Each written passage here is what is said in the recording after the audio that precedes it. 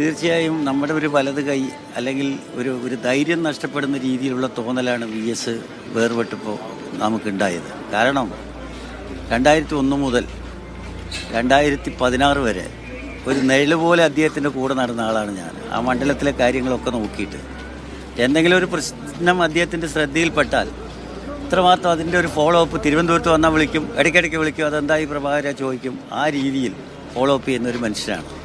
ഒരു കാര്യം എനിക്ക് പറയാനുള്ളൂ, ആദ്യം വരുന്ന കാലത്ത് ഇദ്ദേഹം ഒരു കട്ടി കമ്മ്യൂണിസ്റ്റും കർക്കശക്കാരനാണ് എന്നുള്ളൊരു ധാരണയാണ് പാർട്ടി യോഗങ്ങളിലൊക്കെ വന്നിട്ടുണ്ട്. നല്ലാതെ തെരഞ്ഞെടുപ്പിൽ മത്സരിക്കാൻ ആദ്യമായിട്ട് വരികയാണ് 2001. ആദ്യമൊക്കെ ഞങ്ങൾ പോകുമ്പോൾ കാറിലിങ്ങനെ ഒരു പരിപാടിക്ക് പോകുന്നത് വരെ മൂപ്പര് ഒന്നും മിണ്ടില്ല. പിന്നെയാണ് ഇങ്ങനെ ഞാൻ മെല്ലെ സംസാരിക്കാൻ തുടങ്ങിയപ്പോൾ മൂപ്പര് സംസാരിക്കാൻ തുടങ്ങി. അങ്ങനെ ആയെന്ന് മാത്രമല്ല, പിന്നെ അത് നിങ്ങൾ വോട്ടിൻ്റെ അദ്ദേഹത്തിൻ്റെ ഭൂരിപക്ഷം പരിശോധിച്ചാൽ മനസ്സിലാക്കാൻ കഴിയും. ആദ്യത്തതിൽ 4990 വോട്ടിൻ്റെ ഭൂരിപക്ഷം ഉണ്ടായിരുന്നു. പിന്നെ ഓരോ തെരഞ്ഞെടുപ്പിലും ഭൂരിപക്ഷം വർദ്ധിക്കുന്ന ഒരു സ്ഥിതി ഉണ്ടായത് അദ്ദേഹത്തിൻ്റെ പെരുമാറ്റവും വിഷയങ്ങളോടുള്ള കമ്മിറ്റ്മെൻറ്റും അതുപോലെ തന്നെ മനുഷ്യനോടുള്ള ഒരു ബന്ധം വയ്ക്കുന്ന കാര്യത്തിലും പേര് വിളിക്കും ആൾക്കാരെ ചിലവരില്ല.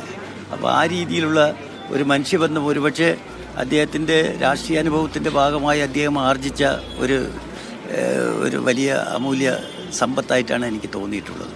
ഇപ്പം അദ്ദേഹത്തെക്കുറിച്ച് എപ്പോഴും പറയുന്ന ഒരു കാര്യം, അദ്ദേഹം ഈ ഒരു തിരുത്തൽ ശക്തിയായിട്ട് നിലകൊള്ളുന്ന ആളാണ്. കേവലമായ ഒരു കമ്മ്യൂണിസ്റ്റ് നേതാവ് എന്നതിനപ്പുറം അദ്ദേഹം എല്ലാത്തിനെയും പാർട്ടിയെ പോലും ചേഞ്ച് ചെയ്യാൻ അദ്ദേഹത്തിന് കഴിയുമായിരുന്നാണ്. അങ്ങനെ ഒരു നേതാവില്ല, ഇനിയും ഒരു പ്രത്യേകതയുണ്ടോ? അങ്ങനെ പറയാൻ പറ്റില്ല. എങ്കിൽ പോലും വിഷയങ്ങളെ സംബന്ധിച്ചിടത്തോളം അദ്ദേഹത്തിനൊരു കാഴ്ചപ്പാടുണ്ട്. ആ കാഴ്ചപ്പാടിൽ നിന്നും വ്യത്യസ്തമായ ഒരു സമീപനം സ്വീകരിച്ചാൽ അതിപ്പോൾ എന്നെയും ചീത്ത പറഞ്ഞിട്ടുണ്ട് പലതവണ.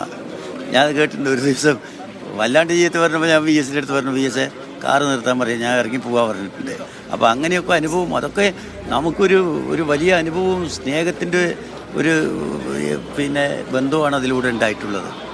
അങ്ങനെ നീ ഇറങ്ങേണ്ട, അവിടെ ഇരിക്കും എന്ന് പറയുമ്പോൾ